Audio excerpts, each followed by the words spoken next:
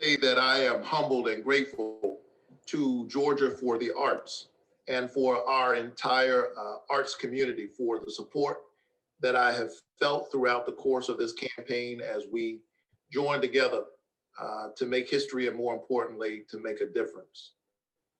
Know that as I am running for the United States Senate, you have someone who understands the importance of our artists and our creative community, those who cause us to think beyond the narrow confines of our current reality and give us perspective on that reality while at the same time forcing us to imagine more. And so when I think about arts in Georgia, I think about the Atlanta Symphony Orchestra, High Museum. I think about the Fox Theater. I think about now what's called Hollywood in the South. And I think about the Savannah Jazz Festival. I also think about the young people who are being trained in our arts institutions like the Savannah College of Art and Design as they are fashioning a new generation of artists who are pushing us to imagine. And I can't think of anything more important in dark and difficult times than the ability to imagine. Sometimes when the budget is tight and we have to pull the purse strings, as it were, programs for the arts and music are the first to go. I think that's a mistake. I think poets, musicians, artists calls us to imagine more. And so we have to continue to support STEAM programs for our young people. We have to make sure that we appropriately fund the National Endowment for the Arts and the National Endowment for the Humanities. This is such important work. The power of story, the power of a picture, the power of a composition that transports us to a different place, while at the same time situating us into our reality in a way that we see it from a different perspective. Art is revelatory. It is transformational. I think it's absolutely necessary and basic. So thank you so much for the work that you do, and know that I look forward to being a partner with you into the future. Long live the arts. Thank you so much, Nick. It's wonderful to hear support for artists from someone at the national level. It's so refreshing. Well, with that, I want to go ahead and introduce our panel for the evening. We'll start out with Charles. Charles, if you want to go ahead and introduce yourself and tell us a little bit about what you've been doing. Well, thank you. Good evening to everyone that has joined us here. And I want to thank you all for pulling folks together for this critical issue that's surrounding Georgia with the Warnock and Ossoff campaigns. And also, I'm glad you all mentioned the Public Service Commission position that is up as well with Daniel Blackman. And so with that, we think you all are a critical piece of the equation, the puzzle, as it relates to getting out and mobilizing people to be engaged in this process. And while the focus may be on Georgia, these two critical positions that will go to the US Senate have such great impacts on the nation. And we cannot dismiss that. Has to be underscored that while they may be coming out of Georgia and representing Georgia, their policies will have an impact on the nation as a whole.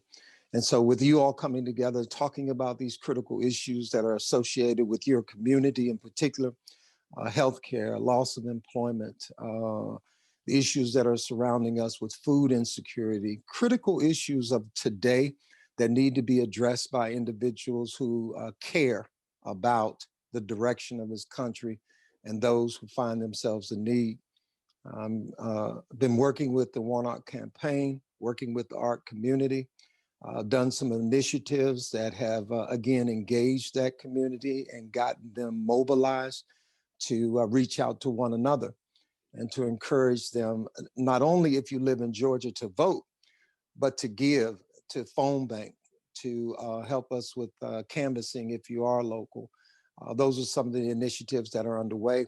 And as the evening progresses, there's a unique opportunity as well for you all to have your voices heard through social media with the hashtag campaign that we have started and folks have bought into, if you will, thus far. So again, on behalf of Reverend Warnock, the campaign, and it's a joint effort now really between Reverend Warnock and John Ossoff, two individuals that I work very closely with. I am a public official here in Georgia.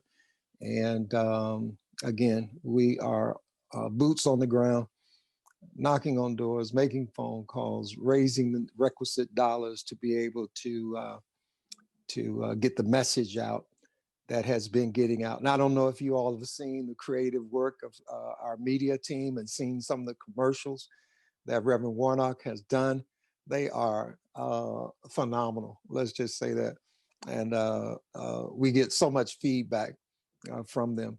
And so with that, unless there's something you'd like for me to expound upon, that's the essence of what we're engaged in with 6 days left. 1 day left of early voting because of the advent of the holiday season. And so we've got 1 day to early vote. And so if you have a network of friends that you want to encourage to go ahead and get their vote in, get it in before the end of tomorrow. If not, we'll be very, very happy to see those individuals in a voting line come January the 5th. So with that, I'll turn it back over to you, Nolan, or I certainly can elaborate a little bit more if you so desire. Thank you and welcome everyone. Thank you, Charles. We are very excited to have you here. We'll keep you sticking around for a little bit to answer a few questions, but for now, I want to move on and introduce Caitlin to everyone. You might have seen Caitlin on some of our other panels before. So Caitlin, why don't you tell us a little bit about what you've been doing? Hello, I'm so happy to be back. First of all, thank you for having me again. I have been doing this and being here for Creatives for Change, and it is so wonderful. It's so great to show up and talk about this and get people involved. It really is just incredible, and I'm so proud of all of the people who keep coming back to these Zooms and keep learning and keep expanding their knowledge of this, and who spread the word. And so I'm very excited to be here and be having these conversations again, especially with this fabulous group tonight. But yeah, I'm showing up and I'm helping wherever, however I can. Thank you so much, Caitlin. And just for a few people, if you aren't sure, you might have seen Caitlin when she was here in Atlanta when the Prom was being put up, and she starred in it on Broadway as well. So we're very excited to have her. And then finally, I want to bring on Dimitri. Dimitri, why don't you tell us a little bit about all the work you've been doing? Sure. Hi, everyone. My name is Dimitri. My pronouns are he, they. Thank you so much, Creatives for Change, for doing this. Just to echo my fellow guests, this is just such important work. And I'm really honored to give a little bit of voice to that. And I'm super excited for this conversation tonight. So a little bit about me and what brought me to this room. I got to do a panel last night, which was fantastic. And so I needed to come back, and so I'm back again tonight. But I would consider myself a lifelong activist. I went to college on an activism scholarship, but I pursued theater and ended up working on a couple of Broadway shows and working in the business. Fast forward to the 2016 election, and a lot of things changed for the world. And I think the activism bug kind of bit me again. And I started to take a pivot away and focusing on the things that really matter to me. So today, that is really shining a light on communities of color and equity as it relates to healthcare.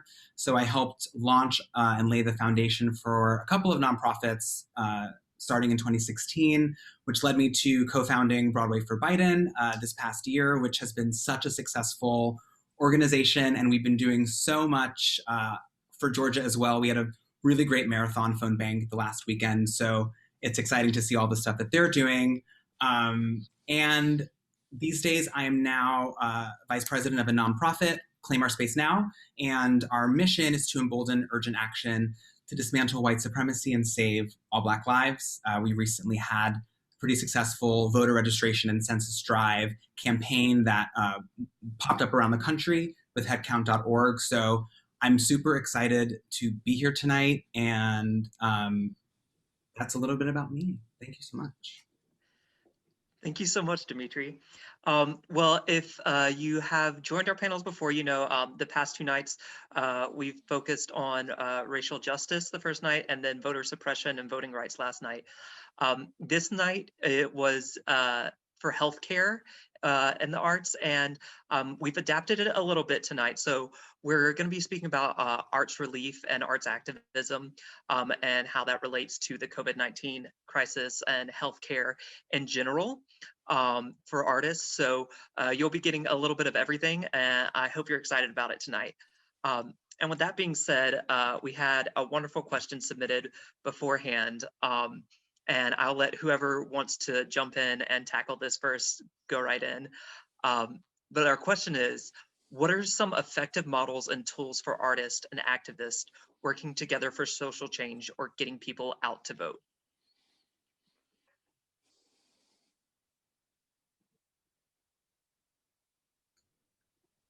I can start if that's okay. Yeah, perfect. Well, I think about, something that Charles said in his fantastic opening. Social media, I think, is a really amazing tool. Not to necessarily plug anything, but while working on Broadway for Biden, an app that was really successful for us was Vote Joe. And on Vote Joe, like many other apps, I know there are ones that are specific to Georgia, but for Vote Joe, you were able to align all of your contacts and see who was and was not registered to vote. And then it gave you an easy step-by-step process on how to just text that friend and say, hey, have you registered to vote? And then really, easy step-by-step on getting them registered if they were not. So I think that really utilizing the technology that we have now that we're confined to quarantining and distancing, while it can be really toxic, which is unfortunate, I think we can use social media as a really powerful tool for good. You're exactly right, Dimitri. Very powerful tool that can be used in multiple ways. And obviously, organizing is a key ingredient. And you're mobilized from that organizing around those critical issues that affect you. You're not working. Healthcare has become an issue for many of you in the arts community. God forbid anyone gets the virus and has a big hospital bill awaiting them later on down the line. Those things mobilize individuals that share a common interest, and from there, that word of mouth generates a coming together. And then with that, as we very well know, and we see constantly, affecting public policy is the real trick of this. And so when you all begin to reach out to your local officials who are getting dollars from the CARES Act, many of them are, particularly in your larger communities or urban settings. Our rural people are really struggling more so because those local governments did not give dollars or did not have a long-standing relationship with nonprofits, with the arts community, which also, many of them are engaged in nonprofit status, as Dimitri was talking about, but organizing engagement and then mobilizing towards an effective accountability campaign with your elected officials. Don't forget us is basically the message. These are our needs. And as a result of those needs, we need you to put resources there and make sure it's something that's sustainable, not for a quick fix. That's something that's in it for the long haul, if you will. Pressure certainly generated at the local levels does breed results sometimes, and we have a unique opportunity because of the crisis.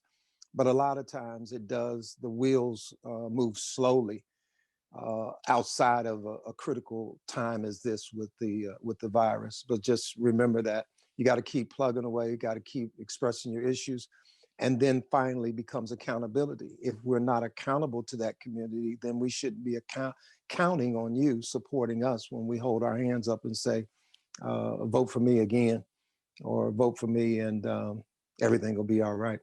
Accountability, engagement, mobilization, critical pieces of the puzzle for you and your communities right now. It's wonderful. Thank you so much. I really love what you said about keeping pressure on. I know so many people before the past 4 years, I was one of these people who would just vote every 2 years and would just kind of forget about everything in between. So keeping the pressure on and knowing that our local and national officials are answerable to us, I think that's vitally important that we keep that in mind. So thank you so much for that, Charles. Caitlin, did you have anything you'd like to add, or would you like to move on to the next question? Just quickly to add on top of all of those wonderful things, I think it's important to point out that no matter what your platform is, and no matter how many people you have viewing that platform, it's important to still use your voice. Even if you have 2 followers, if you tell those 2 followers, that's 2 people who may not have known about it before, and those 2 people will tell another 2 people, and so on and so on. So no matter how big your following, use your voice, post about it, talk about it, annoy people about it, because it makes a difference. And you showing up like that will make a difference because your voice does matter in all of it. Wonderful insights. Y'all are already killing it tonight. So our next question, I love it. It's with this election, what can we do for initiatives and healthcare provisions or protections to be put in place for those in the performing arts? So maybe to solidify that a little bit more, what can we expect with this Senate election for healthcare initiatives for those in the performing arts? Well, I can tell you not much if we don't get these 2 people elected from here. I can be very, very candid and say that we've seen an obstructionist Senate for far too long, that items and issues that get brought to the floor are either killed or not given voice. And I think without these 2 individuals bringing balance to that equation, we'll see more of the same. The suffering, the impacts that are happening in the arts community and other communities as well are disproportionately affecting those who engage in the performing arts, visual arts, written word. You all are severely impacted if you're not associated with a large company. You're kind of independent, but I would say get under the umbrella of nonprofits. Nonprofits in these large urban settings have gotten resources and they're able to maybe share with the umbrella group you're with, that in turn assist you with dollars, as well as keeping your employment status, much like they did with the PPE program at the outset. If you kept your staff on, then there were resources that were given to organizations that kept them afloat, kept their people with a paycheck. Those are things that have to continue in order for us to withstand the longevity associated with this virus. And get with them, mobilize them, put pressure on the local officials to make sure dollars go to those nonprofits. In the rural communities, the needs are far greater, and unfortunately, you'll find most of the time you may be on the bottom of the proverbial totem pole while they're trying to address other issues, such as people keeping on their lights, having utilities paid for, Again, I mentioned food insecurities, people who need rental assistance to keep a roof over their heads. These are critical, critical issues, but more pronounced in some of our rural settings here in these United States. So to answer the questions, get under a nonprofit, put pressure on your local officials, put pressure on your state officials. Those dollars flow through the states. And then also particular pressure on our national federal figures who are drafting these legislations. And again, without putting these two people there, they won't even get a hearing on the floor. Critically important, this election in Georgia speaks volumes for the country as a whole. And without them advocating, more than likely than the other two that are there, without them advocating and being in the arena fighting for these critical issues, we have less of a chance. So those are the issues I would say to help get resources into your local area. You got CARES Act funds, millions upon millions, but by the same token, you got a whole lot of groups that are competing for that. Make sure you're at the table. Make sure your advocates are speaking for your needs as well while these dollars are being doled out and divvied up. I would love to add to that if that's cool. I mean, everything Charles said, one, amen. But to add on to that, as artists, I think the Actors Fund has always been a fantastic resource. So if you're not familiar with the Actors Fund, I think that you should be. They are really providing direct relief to artists of any kind, which is super, super important. But also more importantly, it's true, like to have Jon Ossoff and Raphael Warnock in the Senate is so critical.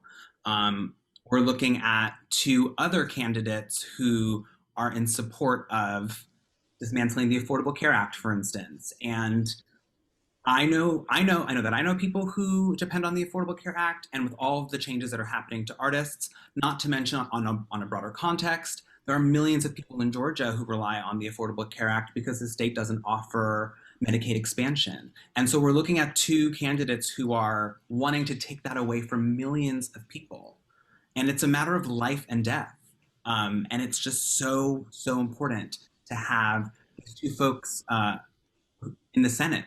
I think that we're at a crossroads now. And obviously with the reckoning that came this summer, it's evident that there are, two sides of this. There are two truths that are existing. And it's really sad to see, but I feel like the Republican candidates in a way are like the exact symbols of everything that is wrong with this nation. All of the inequities and inequality that we see, I feel like is literally embodied in those two people.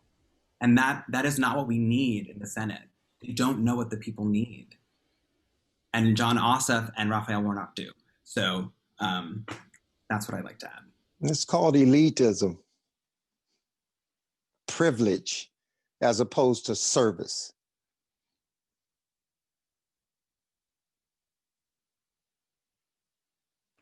I have nothing to add to that, just exactly what they said. Yes, yes, yes, yes, yes. That's beautiful. I do want to add a couple of things. I just dropped two relief organizations, the Actors Fund that Dimitri mentioned, and then Atlanta Artist Relief Fund. So if you need some direct aid, you can check out those two organizations, and they will be able to point you in the right direction or provide. I know Atlanta Artist Relief is offering free mental health right now, and some other organizational tools for you to be able to access direct relief. So those are wonderful organizations. And I also just want to put in my 2 cents on this issue. I think if we are able to get both Raphael Warnock and Jon Ossoff to the Senate, we'll actually have debate on the floor, and we'll have legislation that will affect people not sitting on Mitch McConnell's desk. We just saw it this week that there were $2,000 stimulus checks that were passed by the House and have yet to be voted on by the Senate, which is what happens with a lot of the bills that the House has passed that would be good for all American citizens. So I want to also just toss in my 2 cents for Ossoff and Warnock. All right, excellent. Well, we had, because Jamie mentioned the Actors Fund, or sorry, not Jamie, Dimitri mentioned the Actors Fund. We had a specific question about other items. So besides the Actors Fund, is there something or any kind of initiative that could be put into works for college students and recent graduates to help them in this current time? That's a big gap because it's state by state in more cases than not. But there's another organization that I've become fortunate enough to associate with during the campaign. It's called Americans for the Arts and Georgians for the Arts. I apologize, I don't have their exact links available to share with you right now, but those are 2 entities that are working collaboratively to address these kinds of issues. And Nick, thank you so very much for speaking out against a very critical issue that we oftentimes ignore, mental health. This has an impact far beyond the needs associated with a roof over your head, food on the table, things of that nature. People are mentally challenged, psychologically challenged by what's next. And oftentimes we overlook that, and I applaud you for entering that into the discussion. That people don't have to feel reluctant to reach out for that kinds of assistance. Critical piece. Thank you. I see the Georgians for the Arts pop up. That's another organization I encourage you all to reach out to and link up with. More importantly, the Americans for the Art piece, because that creates a bigger umbrella. And when you talk about the questions you did was reaching graduates, things of that nature, that's more state by state probably. But if you are in an umbrella group and advocating for the same things, then maybe those things can be included for each state or for states that have very big universities. For instance, in Georgia, the Savannah College for Arts and Design, SCAD. That's a targeted specific entity that I think we can continue to do some work on with, focus our energies on, and make sure they're surviving, and then hopefully ultimately thriving again in the industry. And I think it's also really important to do your own research on this because it is so state by state. It kind of, to me, lines up with the work that you would do to look for financial aid going into college. There are a lot of there's a lot of help that can be found through these organizations, and they get really specific, you know? So if you are from Texas and you went to school for the arts and you happen to live with a broken refrigerator, there is probably some sort of scholarship for you out there. You just have to find the right ones. I know for a fact that Playwrights Horizons just did a scholarship for people living in New York that was for artists in New York, where they were giving out these grants. And so it's really the state by state, city by city cases of look for the help because it is out there. You just have to get really specific with what you are looking for. That's my 2 cents.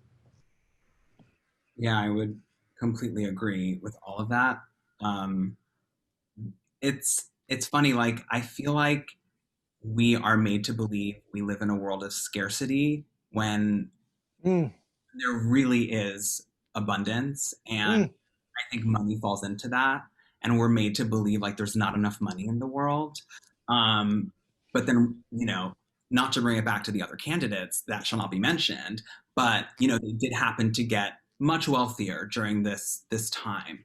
We're looking at someone who lives on a private island, I said this last night, versus someone who's married to a person whose company owns the New York Stock Exchange.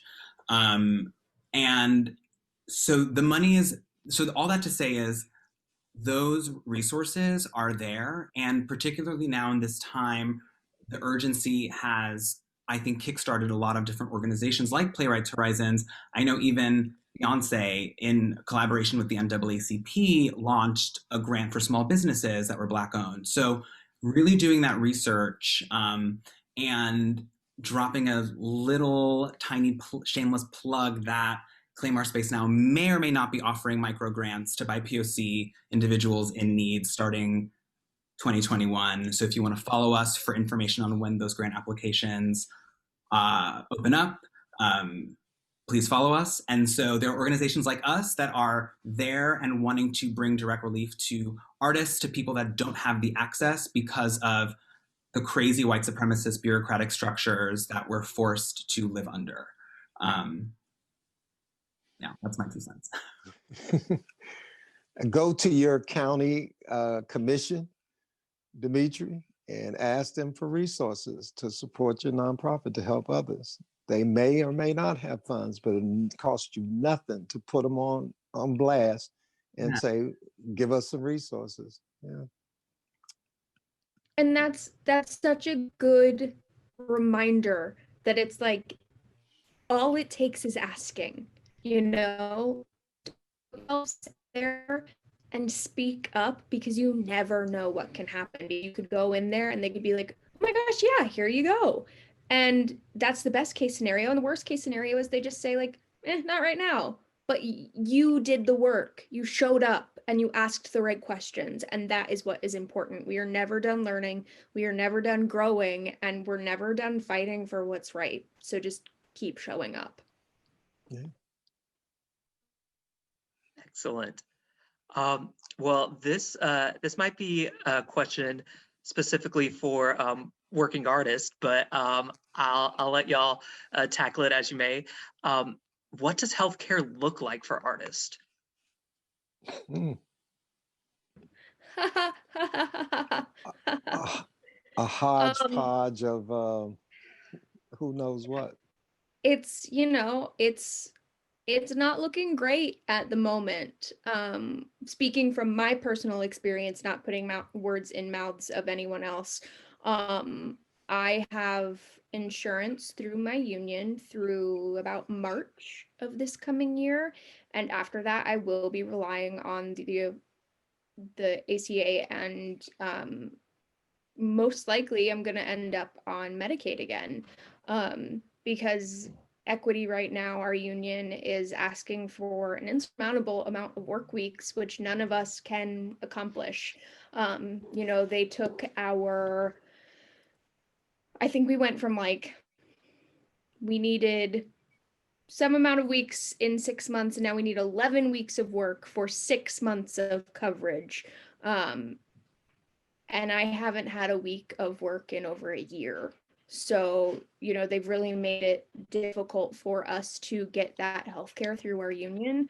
And so my options will be the Affordable Health Care Act and Medicaid, because that's what's available.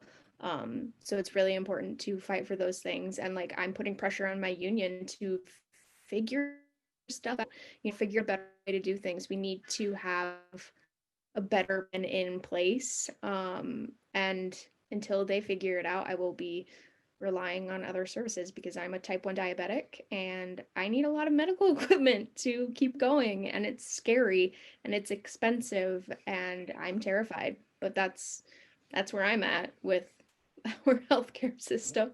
So yay. Speaking, I guess from my perspective, that's so interesting you say that, Caitlin, because I feel really fortunate that I'm a part of the group that goes into Tier 1. That gives me coverage through 2022, because I did satisfy the amount of weeks needed in 2020 before the pandemic hit, which I'm so grateful for. And, you know, one of the reasons why I am is because back in 2018, I disclosed my HIV status. And since then, as a positive person, I have been using my platform as a healthcare advocate to fight for communities of color that are living with HIV. And I work with groups all over the country, and thinking about Georgia, like we said, there are millions of people in Georgia who rely on this, and Black people actually made up 72% of all new diagnoses of people in Georgia back in 2017, 3 years ago. That's not okay. And Black folks are disproportionately affected in so many ways, and not because we're Black, but because we are put into systems where we've been historically disenfranchised for generations. And so that access has been consistently denied and denied. And I feel really grateful, which makes me even more passionate to fight for so many people that I know.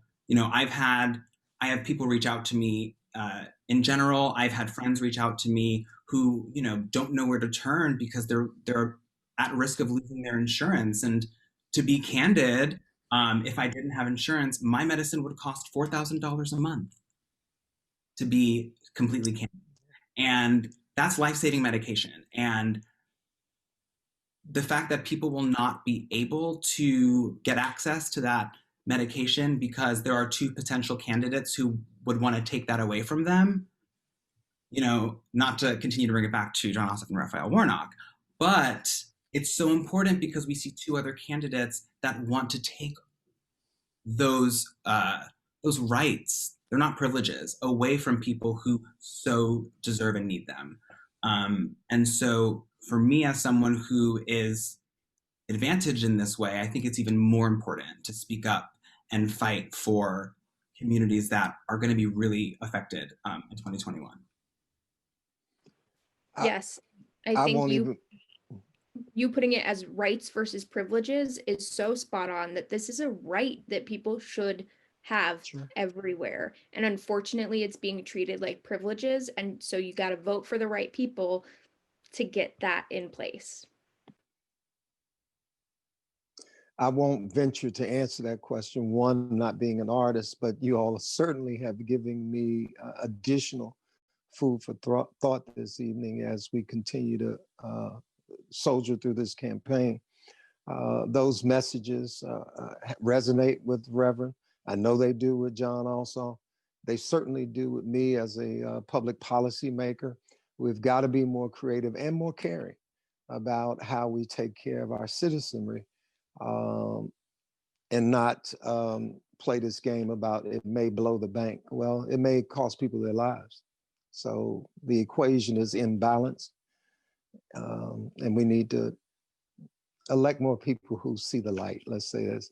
And Dimitri, you don't have to keep saying John Ossoff and Warnock. It's okay. I'll do it for you if you can't. It's okay. It's so funny because I usually have to be so nonpartisan. So Right. I was like, I've never been like this partisan before. It's crazy. I got you covered. Well, I just wanted to jump in real quick. Caitlin mentioned Medicaid, and I wanted to in case you didn't know, everyone out there, when the Affordable Health Care Act was passed, Medicaid expansion was available to all the states.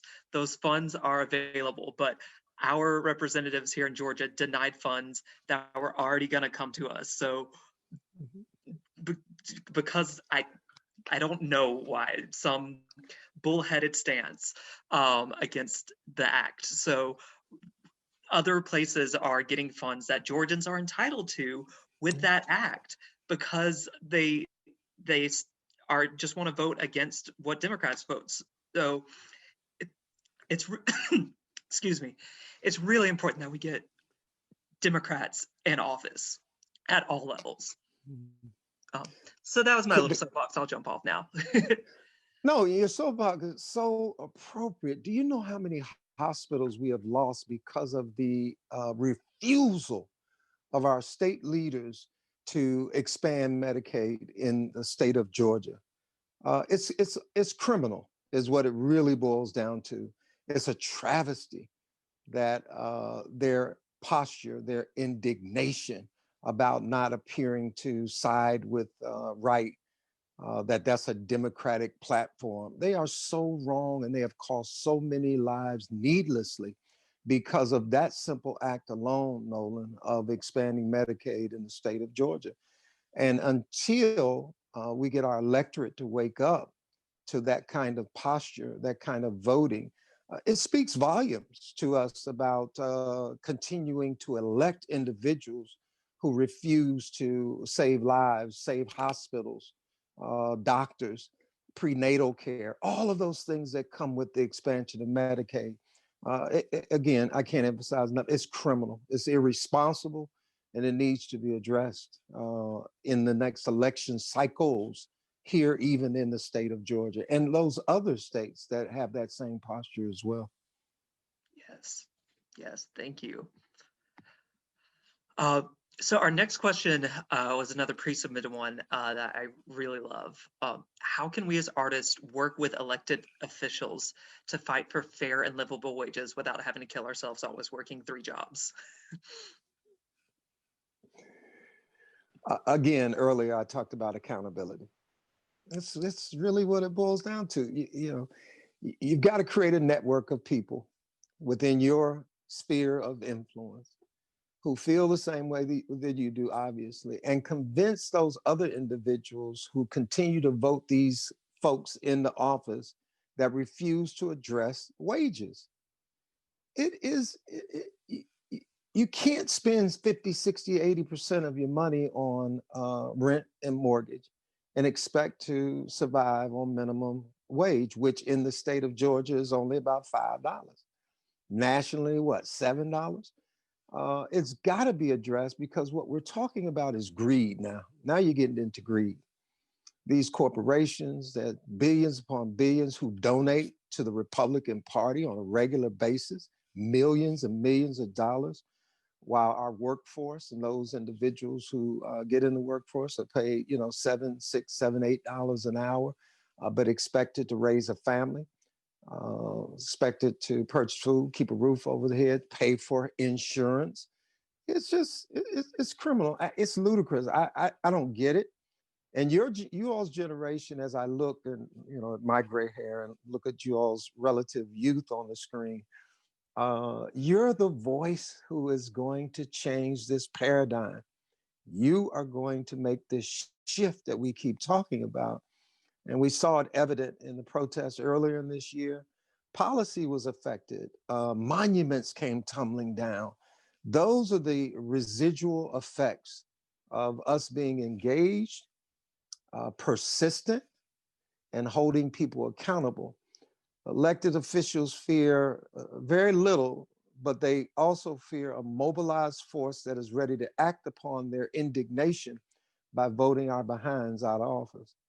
And once that fear is realized and tangible, and they see people begin to fall, then they'll have a shift in their policy and postures. I guarantee it. We've seen it time and time again. I think we're on the verge of that once again in this country's history. And I think everyone here is doing the right thing because you're, again, showing up, you're making your voices and your opinions heard, and therefore people have to listen. Charles is here and he is listening to us. He is listening to our concerns, and that's important. So again, show up and make your voice be heard. I cannot stress it enough. Hold them accountable. But organize, organize, organize. They fear numbers more than they do an issue because the issue becomes the flavor of the month. But if you're organized and persistent, ooh, you'll get some ears, trust me. And I would also say something that you can do that you may not think matters but does is write your senators. Write them. They will read what you send, especially the Democratic senators. And I would, for example, here in New York, right, you can email Chuck Schumer, and when you email Chuck Schumer, you get to choose what area you want to talk about in your email.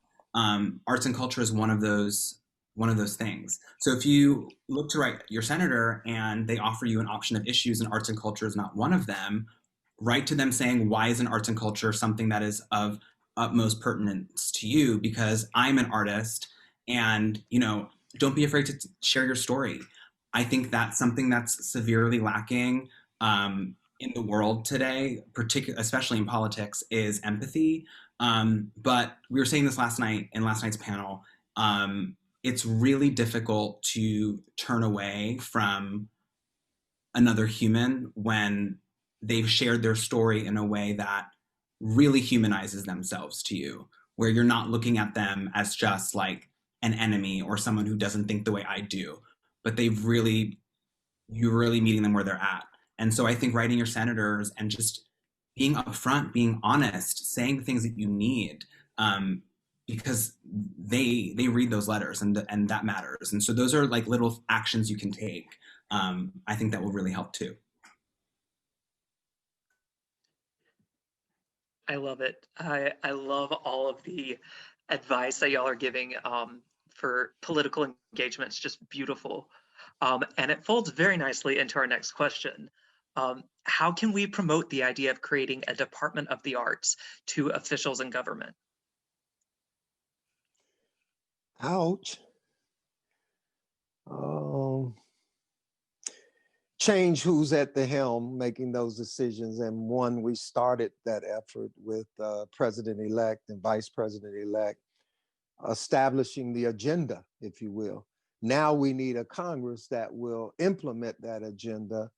And that's the starting point for seeing, at least having the conversations about that. And so it's all about who are the policymakers and what they value. So I'd answer that in that manner. The head sets the agenda. We've allowed the executive branch under the current administration to dictate to the legislative branch and try to corral the judicial branch. We've gotten out of balance, and the agenda has gotten lost in politics. This issue that we're dealing with, and why it's so important to send these two individuals there, we can get back to good policy making. And that includes creating these kinds of unique ways to address these communities as we often say in the arena, special interest.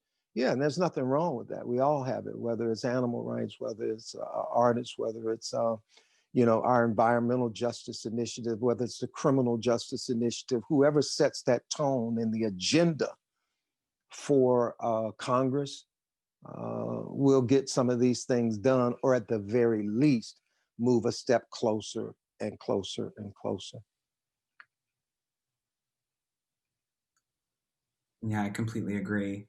You know, it takes the policymakers. Something that we talk about at Claim Our Space Now, you know, as an organization whose mission is to, you know, dismantle white supremacy. It's in our mission. We understand how intricately woven white supremacy is into the fabric of our society. Yes. You know, that being said, as much as it matters, we need the numbers, we need people in the streets, but we also need policy change too. If we're screaming and we don't make tangible steps toward real change, we're just going to keep screaming. And so, just like Charles said, it really takes the policymakers, and we'll be able to have a Democratic White House, a democratically controlled Senate, and a democratically controlled House, which means we can have these conversations, which means you will have people on your side pushing for these initiatives and programs. And so that's why it matters more than ever before to get our Democratic candidates into office. Good policy making, not politics only. They're going to play politics, but this is about good policy. Appreciate you all. I have to prepare to get on another call. Before I leave, Nolan, if I may, I want you all to go to hashtag Artist Vote Challenge, post a video encouraging your network of people on Instagram and Facebook, hashtag Artist Vote Challenge. Post a video, as I said, encourage people here in Georgia or people around the country who are engaged in phone banking to just make that extra push for us come over the next 3-4 days to encourage us here in Georgia. I also shared with Nick, who's behind the scenes. Hey, Nick, today, blueholidayjazz.com. And what we did was we brought members from the jazz community, Branford Marsalis, Kurt Elling, Patty Austin, a host of others together over the last week and did a virtual concert and fundraiser. And go to the, please view the concert, period. But Patty Austin was so kind to pen a song for us about Georgia. And it's called Georgia, You're Not Just Voting for You, You're Voting for Me Too, as a way of saying you're voting for the whole country. Take a look at that video. I highly encourage you to do that. And her song is so apropos for the moment and the occasion that we find ourselves here in Georgia.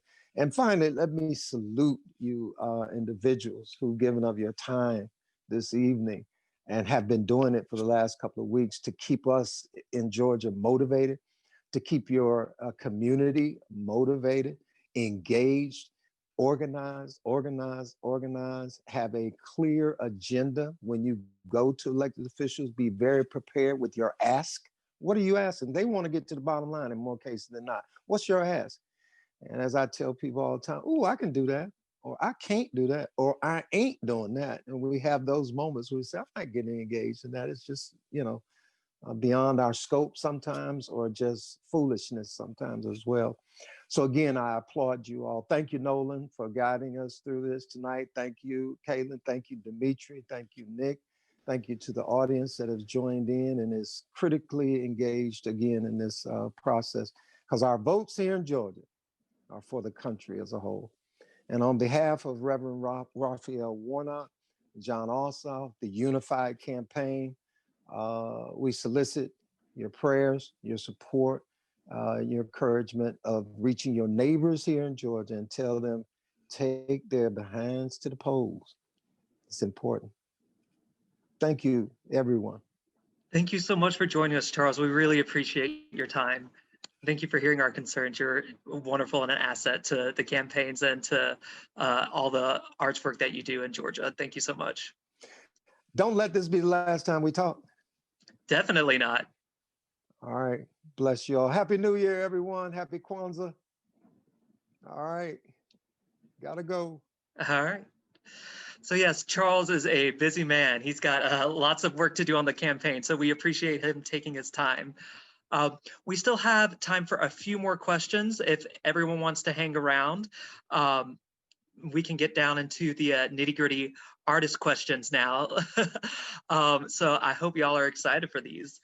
Our first big artist question is, what will theaters need to operate safely in the future for artists and audience members? I want to change this just a little bit too. And what would you like to see? What would make you comfortable, not just the theater producers comfortable? Ooh, boy, that's a big one.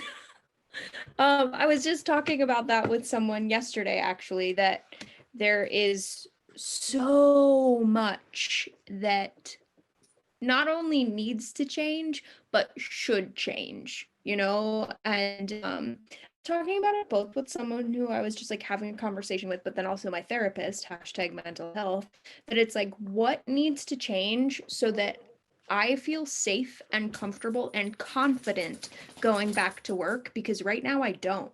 Right now I feel like our voices as actors are not being heard.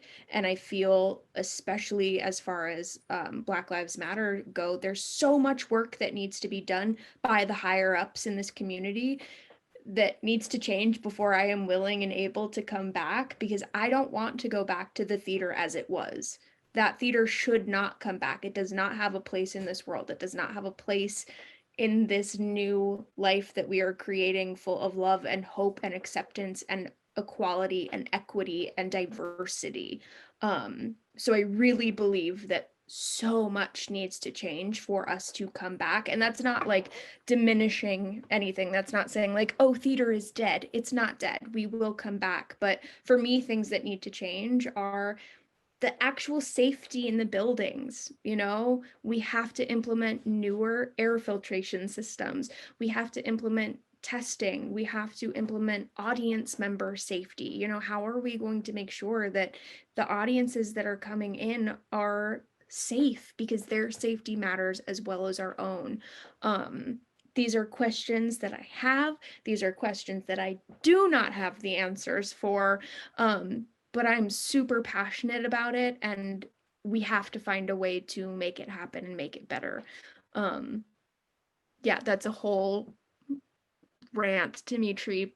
Help. No, like you're completely on the money. It's gonna be very interesting to see what happens when Broadway and theater comes back.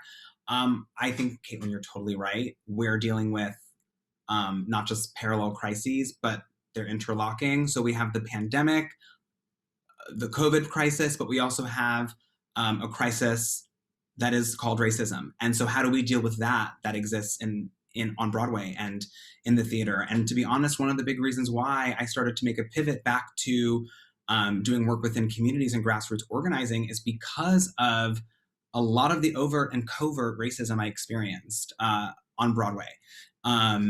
And so we're really gonna have to do a lot of work, not just to make sure that we are safe in terms of our health and public health and public safety, but also what are we doing to make sure Black and Brown communities are psychologically safe at work? I will tell this candid story because the reckoning. So this is my very first day on Broadway, very first day. I'm freshly out of college. I'm so excited. I'm like, I can't believe I'm here. We're not two minutes in the building, getting a tour of the theater. I will never forget this moment. We're in the middle of the stage. I'm like looking out, I'm like, wow, Broadway. And then the PSM turns to me and says, okay, so, you know, we have dressing room stage left, stage right. It just kind of happened that, you know, all of the white people are on stage left, and with the exception of principals who are people of color, and then all of the people of color ensemble are on the other side, stage right. So we have a little joke in the building. We call this side the Upper East and the other side Harlem, and then just kind of kept walking. And in that moment, obviously I did not know how to react, because if that were me today, I would have completely said, that is not okay. That's not something that you should be saying to me. It's inappropriate in the workplace. But it was my very first day, and the last thing I wanted to do was cause a scene or make a mess or be the new person to have issues, because that really happens. And so same with you, Caitlin, like I can't come back unless I know that there are going to be real steps taken to make sure instances like that don't happen. Instances where people experience more covert acts of racism. There's pay disparities on Broadway too. If you go and look at Equity's last diversity report, you'll see disproportionate rates in terms of salaries as compared white principals to Black and Brown principals. And those numbers are so shocking. So not only does change need to happen in terms of us as performers and actors, but change needs to happen on the other side too. And what are we doing to stop the economic violence that's happening to actors on Broadway? Seeing that there are people at the top who are making millions and millions and millions of dollars, and yet what are actors getting in return? How are we fighting for a union that is supposed to be protecting and serving us and making sure that we're getting what we are actually worth?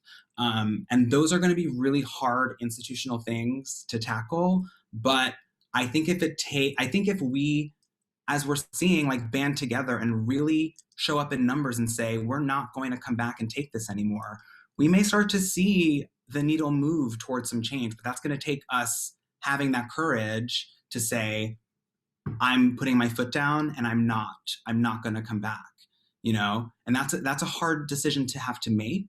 But I think that that's one that we're going to have to be faced with when it's time. And I think going off of what you said, Nolan, you've opened a can of worms, one that should be talked about. But I think going off of what Dimitri just said and going back to what Charles was saying is that it's time for us to organize, which is what we are doing. People are organizing, but like pedal to the metal, keep it going, do not back down. And to what you said, Dimitri, being afraid to make noise, being afraid to make a scene and make a fuss in that moment, we can't have that fear anymore. We have to make a scene. We have to make a fuss. And there's ways to do that that is not being rude and not being mean or cruel or standoffish. You can do all of this work with a kind and open heart and generosity. You don't need to attack people ever, but you have to speak up and you have to stand your ground and you have to say when things are wrong. And I say that as a very privileged white woman who has learned a shit ton over the last 6 months, that it's like, it's the New York slogan of if you see something, say something. Say something, Caitlin. Do not stand in the background being like, oh, it's okay, it's their battle, they'll be fine. No, speak the fuck up. You know, it's time for all of us to do that. So, apologies for my language, but I'm very passionate. I love it. I love seeing that passion. It's so good because it's health safety is not just about COVID response and about health insurance. It's a systemic, broad-ranging safety topic that we have to make sure all people of color are cared for and treated with equity and fairness. And that's just as much part of health and safety as any sort of COVID-19 concerns. So I love that y'all opened it up further to a wonderful discussion. And it's triggered quite a few questions here in our chat. And I'm gonna kind of bounce around to try and cover what I think we can do most relevant to this past conversation and then trickle down. So I will get to your questions, everyone in the chat, but I might bounce around a little bit. So Jess Dickey asks, how can we hold producers accountable for making sure that theaters are safe to return?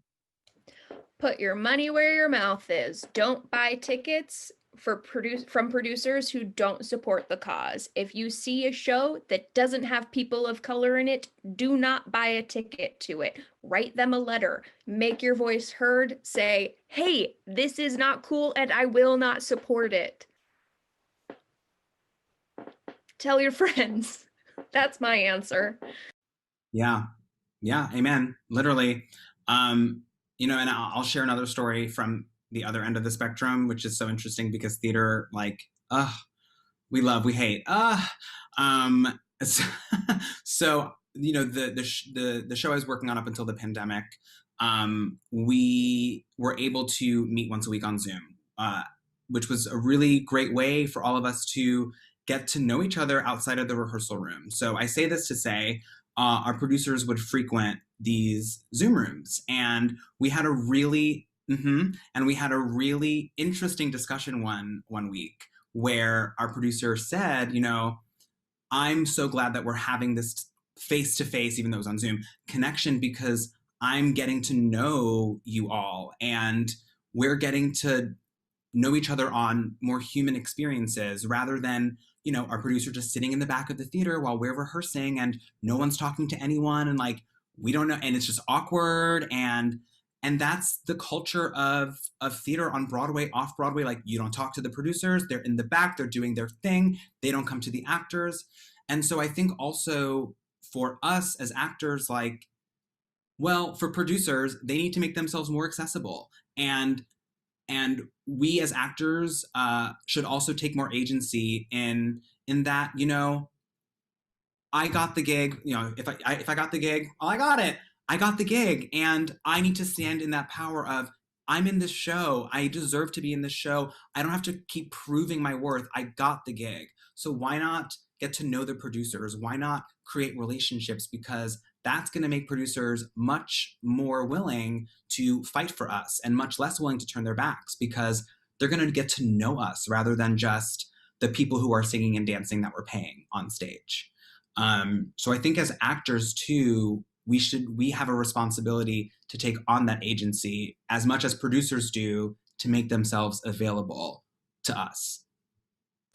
Yes, it is 100% a two-way street that needs some mutual agreement and communication from both sides. And like, because there are producers out there right now who are fantastic, who are doing the work and who are showing up, but there are also ones who we have to drag on board. And this is not about cancel culture, it's about education and making sure that people are learning. So yes, yes, yes. I love it.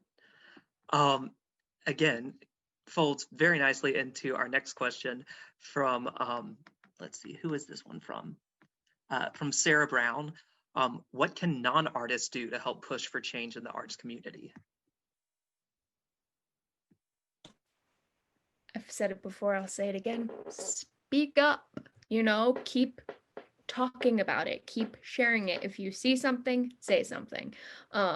The more people we get talking about it, the more people will be impacted. It goes back to that organization. The more people we get on board to support this general cause of better treatment for everyone, the better.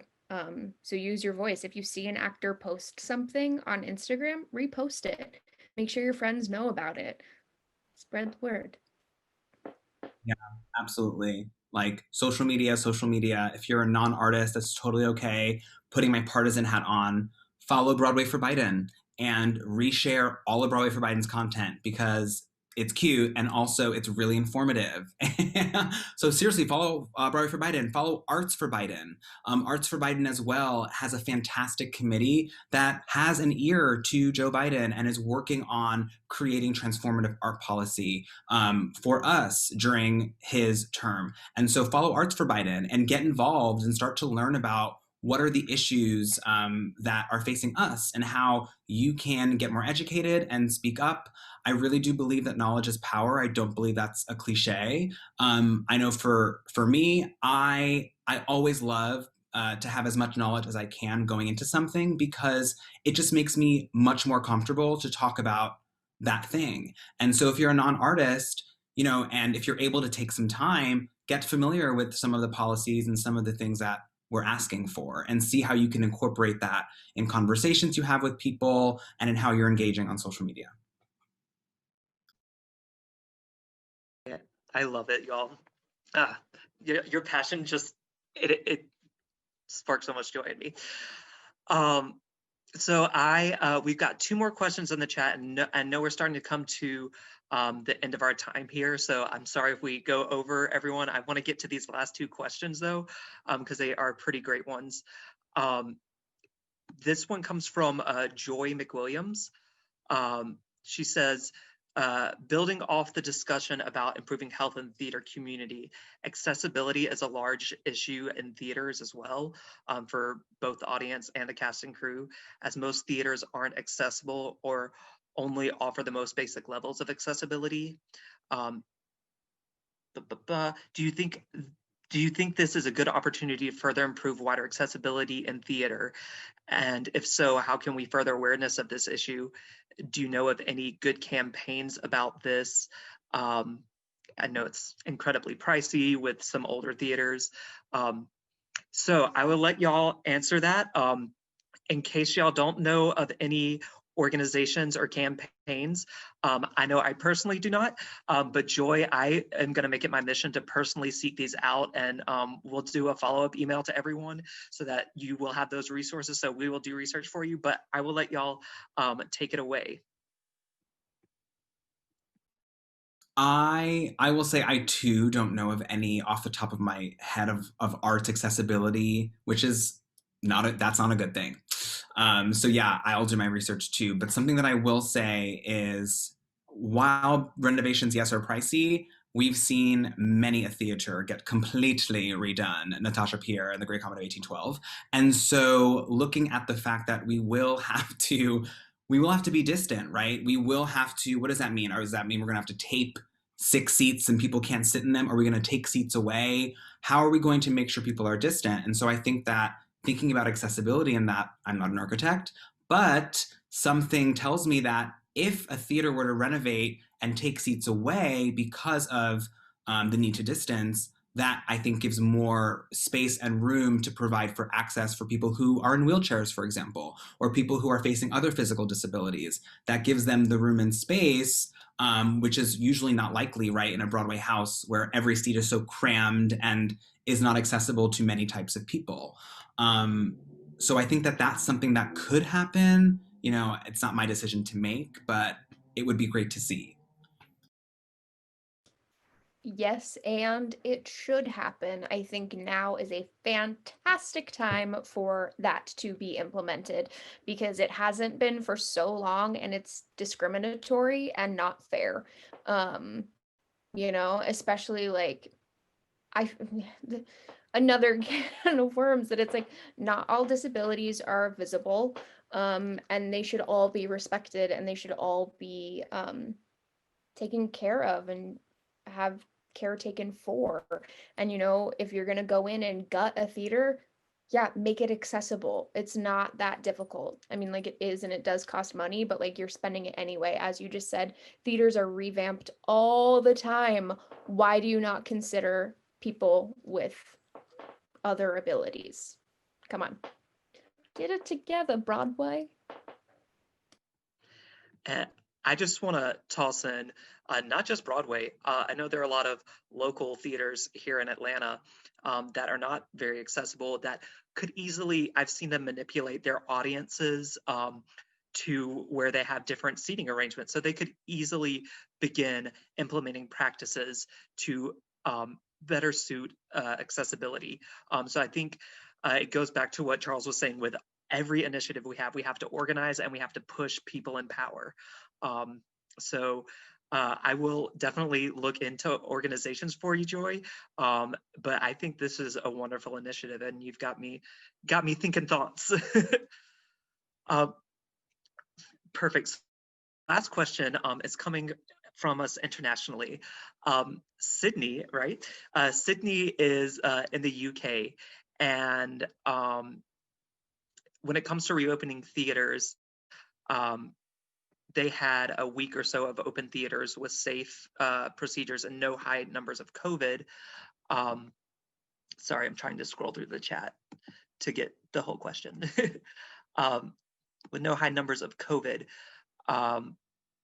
what do you say to people trying to dismiss the arts that say it isn't viable while sports events and other events continue to be run in places around the world? Do you feel it highlights opinions of people towards the arts and how actors and artists haven't been treated like their careers are valid? I do feel that way. What? I think the comparison between arts and sports is always a wonderful one because you look at all of the money that gets funneled into sports and how much people are willing to put into that and support it. And then you see the complete opposite on the arts front. Broadway puts how much money back into the economy? Billions of dollars, and yet nothing is being done to try to bring us back when they're actively trying to figure out how to make sports manageable and doable. So I think that's a real concern, and I think, again, it's something that needs to change. More focused and more positive energy needs to be put towards the arts than sports. And I think not then, but like equal, because I think the arts are incredibly important and people don't believe in that. And so do the people who say, it's not viable. It is. We just have to figure it out. I totally agree. It is so frustrating for me to see sports. It's just it's a whole other thing for me. But that being said, I will throw this fun fact out there. Joe Biden is all about union-made products made in America. Our costume departments that live in the fashion district in New York City that make all of our necessary clothing for actors on Broadway within the New York City area, American made, and one of the only American made factories that exists to date, and they're at risk of completely falling under. And I can't believe that we are about to let an American-made factory making American products right here at home die, when all we want to do is keep products and keep supply chains here in America. So I think that just in and of itself shows something so tangible that you can bring to a politician or bring to someone who may think that the arts is not as viable as the sports. That being said, I think it's also really complicated. You know, there's a lot that's going to need to be done for the arts. And I think that in the sports world, because of all the money funneled into them, they have that access to get everyone tested constantly and have all these precautions. And, you know, I think about us as artists, and I think of my time, and Caitlin, I know you'll agree, is like, what happens to dressers? How do we create space within the already cramped theaters where there are 4 or 5 people in a dressing room? How do we mitigate orchestras? They're already not big enough for small orchestras. So how do we distance? And orchestras need to have a certain amount of people in them to even have a considered orchestra. So there are a lot, theater is inside. And so how do we make it, you know, safe for people who are going to be inside for 2+ hours at a time? The bathrooms, there are a lot of really complicated things to figure out too. So as much as, and I'm not trying to like give preference to one opinion over the other, but it is also really complicated. So I think that we have to push to make sure that the arts is given as much focus as sports is, while also shining light on the fact that these are all the things that need to be done in order to make that possible. And you need to step up and do that work for us. That y'all just have great insight. It's lovely to see. Well, that brings us to the end of our evening. Thank you so much for joining us, everyone, and thank you too for speaking with us and sharing all your valuable knowledge and your stories. It's been a wonderful evening. I want to throw a few things out there for everyone. Just so everyone is aware, that hashtag challenge that Commissioner Rousseau mentioned, it's Artists Vote Challenge, not Artists Vote Challenge, so just a singular artist. Nick is gonna put that hashtag in the chat for us. So take a picture with your voting sticker and throw that hashtag up and challenge one of your friends to go out and vote. I know I voted early, so I'm about to repost the picture and challenge some of my friends. And let's keep that going for every election. The more we vote, the better the turnout, the better the results. All our voices need to be heard, and that's how democracy works. So I want to thank you all. Please continue to follow Creatives for Change. This was our final policy panel, but we will be in the coming days, we'll be pumping out information about the candidates you can share. We will be giving you vital information about how to check your registration status and where to find your polling location. And we'll also be pumping some volunteer opportunities with other organizations so that you can make sure that you didn't just stop at voting. You went out and you made a difference. You brought the election home for the people that need to be in these seats of power. So I want to thank you all so much for joining us.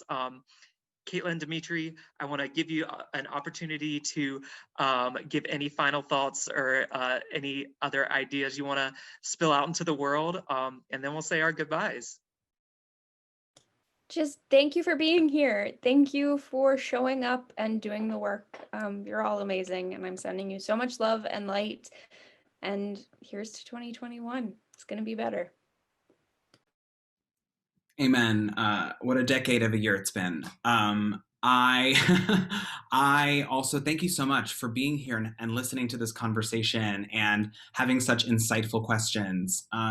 Something that I will say is that it can be really easy to burn out and have fatigue over election, over Black Lives Matter, over, oh my God, climate change, the world is ending. remember this, you don't have, it's not your job to save the world and change every law and change every policy and feed every person. But if you are able to take one small step toward making some change that brings another person along with you, then I think that you're doing something really incredible. So all it takes is a little micro action. Putting my partisan hat on, follow Broadway for Biden, get involved, please. We're doing some really amazing work in the last final days leading up to the runoff. And then also nonpartisan hat on, please follow Claim Our Space Now. We have some incredible opportunities coming up in 2021 and awesome initiatives for folks to get involved in civic rights and education, as well as helping Black and Brown communities through projects like food and security programs, housing security programs, and providing mental health services. So follow Claim Our Space Now and get involved. Well, thank you everyone for coming out and joining us this evening. We're so excited to have you, and we'll see you at the ballot box, hopefully. And we'll keep tuning in and pushing for change. Thanks for joining us. We'll see you later.